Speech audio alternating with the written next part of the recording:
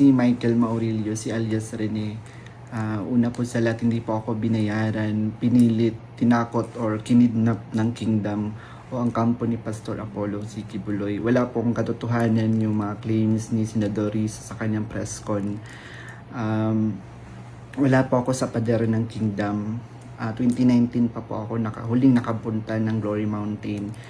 Ito lamang ay pamamaraan ni Senador Risa upang ako ay makuha ulit at patahimikin. Kusa po akong lumabas upang sabihin yung katotohanan. Handa po akong maglabas ng mga ebidensya, kaukulang ebidensya, papatunay na si Senador Risa ang pasimuno sa mga paninira kay Pastor Apollo Kibuloy.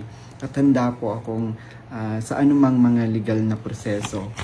Senador Risa, hindi ako nag-text ng anuman sa'yo. Wag mo na akong gamitin sa mga kasinungalingan mo. Kaya nga nasusuka ako sa'yo. Titindigan ko yung mga sinabi ko sa video na ginawa ko.